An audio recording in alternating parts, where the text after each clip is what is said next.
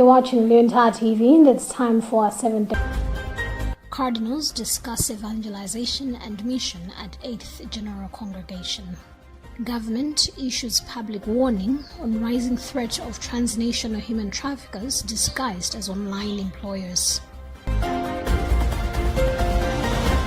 UDF leader Tupere Muluzi calls for economic mindset shift towards self-reliance. And in our exclusive report this week, Herbert Karanda breaks the news of the recent government officials' trip to Tanzania, where they ought to discuss a ban on importation of selected goods and services.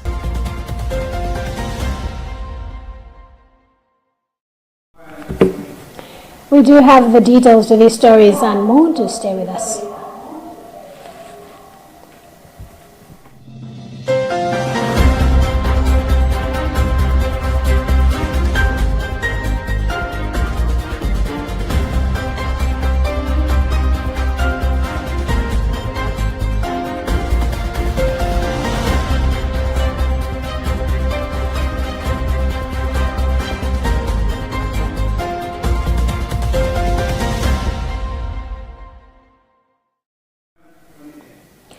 Evangelization, fraternity, synodality, and unity were some of the topics under discussion at the 8th General Congregation in the Vatican on Friday morning. The director of the Holy See Press Office, Matteo Bruni, told reporters that just over 180 cardinals were present at the 8th General Congregation in preparation for the upcoming conclave. Charity Shilanga is reading this Vatican News report.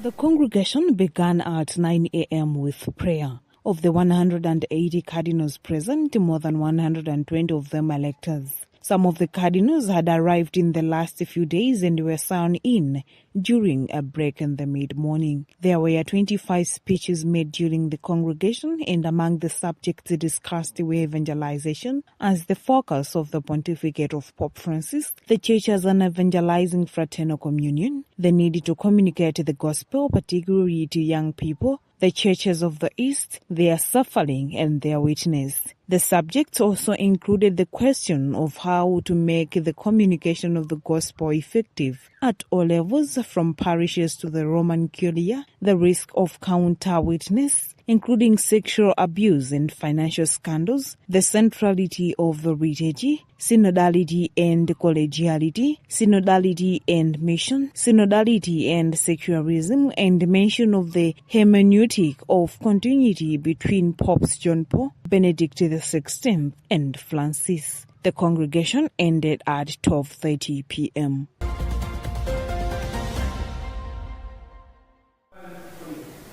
Young Christian workers, YCW in the Diocese of Lilongwe, have been encouraged to reject violence as Malawi approaches the September 16, 2025 general elections. The appeal was made by Father Jean Kessa, YCW chaplain for the Adults, during this year's International Labour Day commemoration. Father Casey urged Christian youth to promote messages of love, compassion, and respect rather than engaging in political violence. He also challenged them to be role models and lead by example, particularly during this critical election period. Emmanuel Oshuocha has more details on this report. Speaking during the Charity Week outreach, Father Jean Casey took place to engage with the youth, reminding them that they are not just future leaders, but leaders of today. He urged them to vote with integrity and support candidates who genuinely prioritize the nation's progress. I think it was in the past, people could have bribed the youth, but now it is impossible. Because youth, they are more in internet and knowing what is happening in other places. And they know what the people are doing in the country.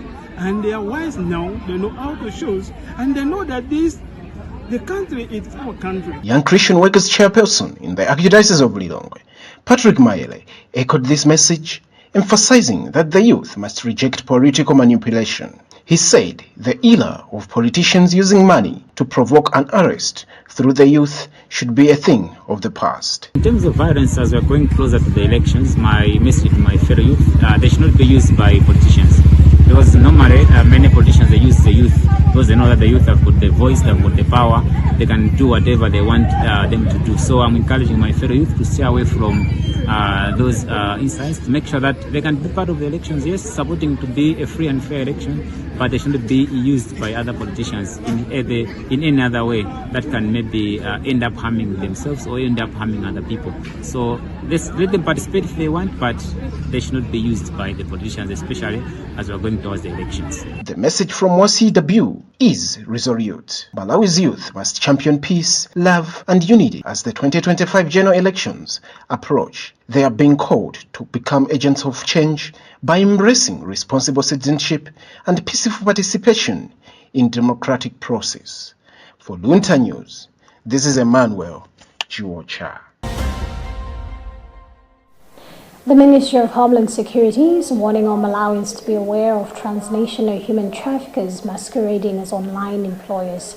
Those traffickers are said to be posting links on social media platforms like Facebook and Telegram of job opportunities outside Malawi, and they offer to pay for one's ticket and visa. This has come about after the repatriation of 6 Malawians who were victims of these transnational human traffickers who were promised lucrative employment opportunities in Malaysia and other Asian countries. We have more details on this report by Rosemary Chikonda. These human traffickers work with local armed groups in their countries who help them smuggle humans into their country with ease. 3 Malawians who applied for these job offers online were successfully repatriated on the 23rd of April this year, who were smuggled into Myanmar, and these 3 were among the 9,032 foreign nationals who were smuggled into the country. The collaboration of Malawi Diplomatic Mission and China, international organizations and government departments have helped with the repatriation of 3 Malawians who were smuggled in China for lucrative jobs. The Public Relations Officer of the Ministry of Homeland Security, Joseph Ntumodzi Chauwa, said the ministry is monitoring such acts and advised the youth and Malawians to check with the relevant authorities like the Ministry of Labor and the Ministry of Foreign Affairs when they come across such job offers online. Basically to inform the general public and again to warn them on these traffickers. So far, these are the only ones that we have information on. If there will be any other individuals that have been trafficked, then that maybe that will come later. But for now, these are the only ones that we have received, and the government has facilitated their repatriation back to Malawi. But Malawians have since been strongly urged to remain vigilant against online job scams and consult with appropriate government offices before accepting employment opportunities advertised on social media or other online platforms. For Luntha News, this is Rosemary Chikawanda. United Democratic Front UDF President Jubilee Muluzi has called on Malawi to adopt a new economic mindset focused on self-reliance. Muluzi has criticized the government's continued dependence on foreign aid, urging a shift towards boosting productivity and trade. He made the remarks earlier today during a press briefing and the official launch of the Business First strategy in Lilongwe on Friday. We have more details on this report, followed by Gift Kalonga. During the press briefing, the United Democratic Front, UDF, maintained a neutral stance, with no party flags or attire displayed, signaling an apolitical tone for the event. Jubilee Muluzi stressed the importance of moving away from a dependence mindset and embracing a spirit of self-reliance as a foundation for Malawi's development. He argued Malawians to consider the country's future carefully and make informed choices in the upcoming general elections scheduled for September 16, 2025. Geopolitical situation. Moving away from aid or development assistance towards investments and trade. This is an extremely important conversation that every Malawian must begin to talk about. The Business First plan is not about slogans. It is not about temporary fixes. It is about a practical roadmap to move Malawi from donor dependency. As the nation prepares for the poll, political parties are beginning to promote their ideas and visions, although the official campaign period is yet to be launched by the Malawi Electoral Commission. For Luntha Television, this is Gift Kalonga.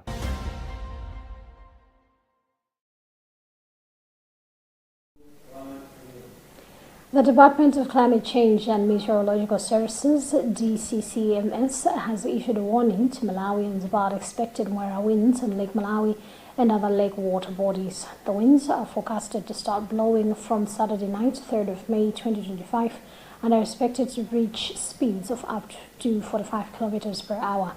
This may generate high water waves approximately 2 meters in height, according to the department. We have more details on this report, followed by Phyllis Chizombe and read in our studios by Charity Chilanga. The Mwera winds are anticipated to subside by Wednesday, May 7th, 2025.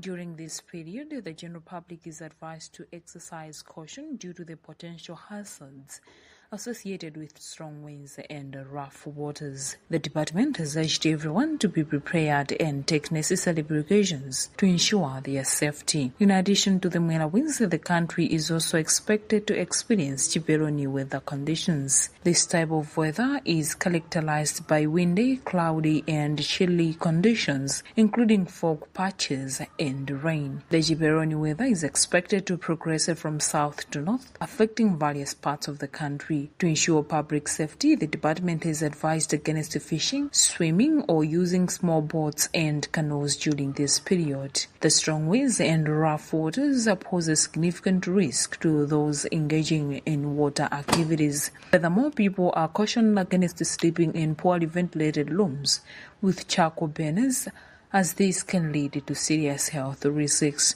The department also urges motorists to exercise caution during foggy conditions, as reduced visibility can increase the risk of accidents. Additionally, individuals with asthma should take extra precautions to protect their health. The elderly and children are also advised to wear warm clothing to protect themselves from the cold weather. By taking necessary precautions and staying informed, the public can minimize the risks associated with the Mwera winds and Jubilee weather. The Department of Climate Change and Meteorological Services will continue to monitor the weather conditions and provide updates as necessary.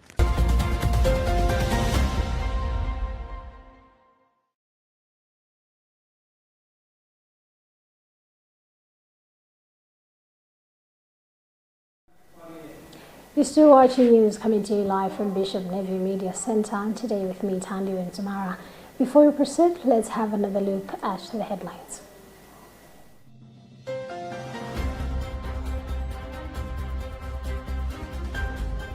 Cardinals discuss evangelization and mission at 8th General Congregation. Government issues public warning on rising threat of transnational human traffickers disguised as online employers. UDF leader Tupere Muluzi calls for economic mindset shift towards self-reliance. And in our exclusive report this week, Herbert Karanda breaks the news of the recent government officials' trip to Tanzania, where they ought to discuss a ban on importation of selected goods and services.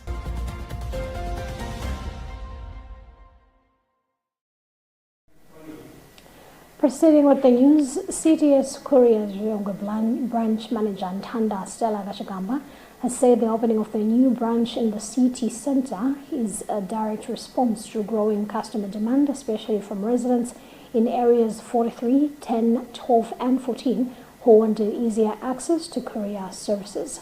Gachagamba made the remarks on Friday during the official launch of the company's 30th branch located in the heart of Lilongwe City Center.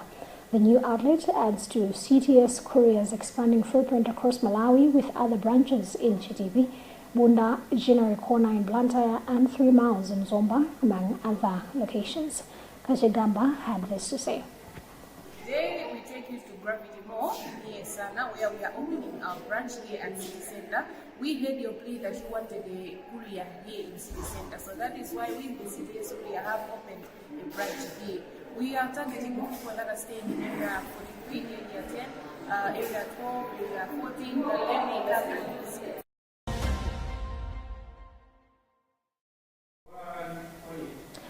In sports, Flem's head coach Callisto Pasua says his squad is prepared to take on South Africa at Bingo Nation Stadium on the 3rd of May 2025 in the African Championship qualifiers. Pasua is emphasizing a stronger defensive setup and working to match the fitness levels of the home-based players. Malawi is still chasing its first ever qualification for the tournament since its inception. We have more details on this report followed by Patrick Pupa. The atmosphere is building at Bingo National Stadium as Malawi's national team, the Flames, prepare to take on South Africa in the African Championship qualifiers on Saturday, May 3, 2025. With home advantage on their side, the Flames aim to deliver a spirited performance and ignite support from the local fans. Head coach Callisto Pasua is leading the charge, focusing on maximizing the potential of locally based players in this tournament, which is exclusively for homegrown talent. A motivated team that we are playing against, but as also we are playing at home, and we have been talking to the boys. It mustn't be a norm to say we lose games at home. At home, we've got 12th player, the supporters who are coming, and they support us, and they will be having maybe the 12th player in the field of play. So it's an aid to us. So it's how we approach the game. It's the attitude towards the game that we are playing. And yes, we know they went out and won in Egypt. Now we are playing in Malawi. We need also to play our type of football. Notably, Malawi has yet to secure a spot in the African Championship since its inception. The return leg is scheduled for May 11, 2025 in South Africa. The victor over the two matches will move on Group C of the African Championship 2025, where they will face Uganda, Niger, Guinea, and the winner between Gambia and Algeria. For Luntha News, this is Patrick Pupa.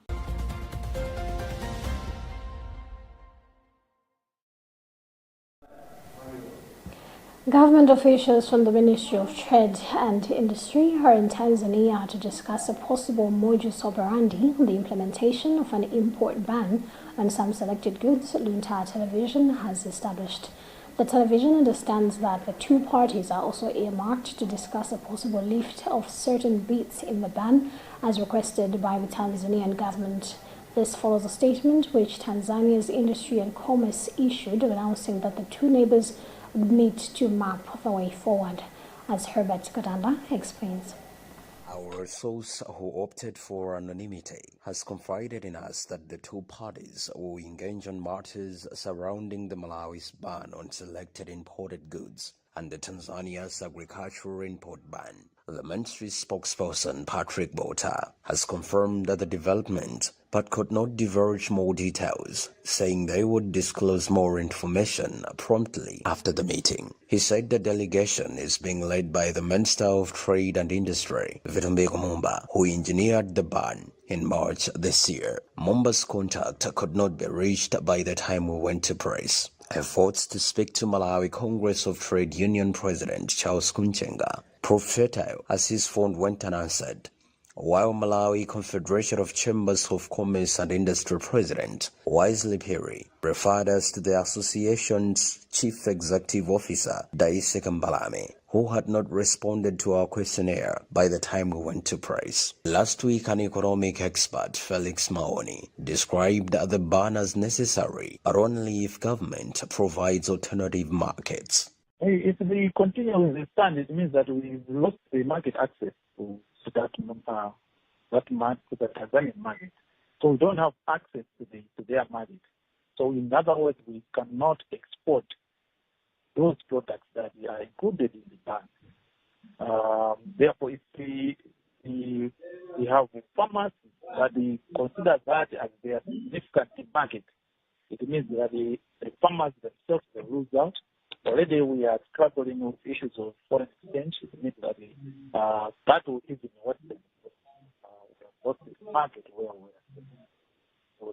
In a government gazette dated March 13, Minister of Industry and Trade Vitumbeko Mumba announced an import ban on certain goods including maize flour, fresh milk, rice, peanut butter, honey, toothpicks, security boots, garlic, and meat products, among others. The move did not go down well with the Tanzanian rule, which later announced a ban on imports of all agricultural produce from Malawi. The ban was lifted later, with the Tanzanian government stating that it was a decision that emanated from an engagement with the Malawi government to pave way for an inter-party engagement. That report concludes the bulletin, but before we go, a reminder of the headlines.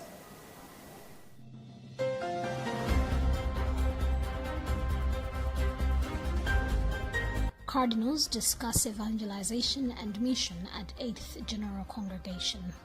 Government issues public warning on rising threat of transnational human traffickers disguised as online employers. UDF leader Tupere Muluzi calls for economic mindset shift towards self-reliance. And in our exclusive report this week, Herbert Karanda breaks the news of the recent government officials' trip to Tanzania, where they ought to discuss a ban on importation of selected goods and services.